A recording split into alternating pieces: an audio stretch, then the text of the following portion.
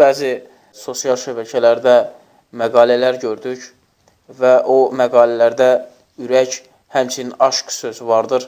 Bu nə dərəcədə doğrudur? Qardaşım, bugün sosial şəbəkələrində yayılmış bəzi məqalələrdə Allah adı ki, gəldikdə sağına və soluna ürək smaylını qoymaq bir aşk rəmzi olaraq, bir sevgi rəmzi olaraq bu doğru deyil. Ona görə doğru deyil ki, şəriətdə gəlməyib. Bu sələflərin yazılarında belə bir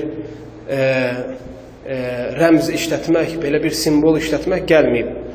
Allah Azze və Cəllənin adı çəkiləndə ya Allah Azze və Cəllə, ya Allah Subhanahu və Teala və yaxud da Allahu Teala sələflərdən bildiyimiz, sələflərin əsərlərindən oxuduğumuz Allah Azze və Cəllənin adı gəldikdə bu cür yazmaq, bu cür tələffüz etmək gəlib. Amma müasir olan bu simvollar və yaxud da bu smaylar və yaxud da bu rəmzlər doğru deyil.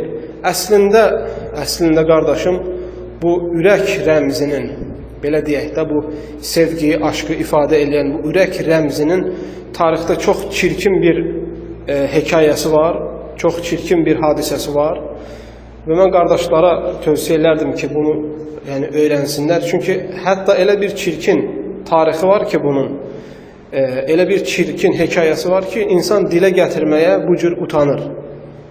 Ona görə ümumi şəkildə belə danışanda o hekayəni dilə gətirmək istəmirəm. Əl-mühim, önəmli olan odur ki, o ürək rəmzi olan, hansı ki bugün insanlar arasında aşk və sevgi rəmzi olaraq paylanır, bunun çox çirkin bir hekayəsi var. Və əslində hamımız bilirik ki, ürəyin şəkli elə deyil. Ürək şəkli, qəlb şəkli elə deyil, tam fərqlidir, bunu hər kəs bilir. Lakin buna rəmz olaraq işlətmək çox çirkin və qeyri-müsəlmanlardan peyda olmuş şeylərdir. Ona görə mən bütün qardaşlara tövsiyə edərdim ki, istər kitab yazsınlar, istər məqalə yazsınlar, istər sələfin sözünü yazsınlar, Allah Azze və Cəllənin adı gəldikdə və yaxud Peyğəmbər sallallahu aleyhi və səlləmin şəriətdə ifadə olunan ləfzlərlə yazsınlar və yaxud da onu elə tələffüz etsinlər. Və bu cür ifadələrdən, simvollardan və yaxud rəmzlərdən uzaq dursunlar. Allahu aləm. İxlasla.com saytı tərəfindən təqdim olundu.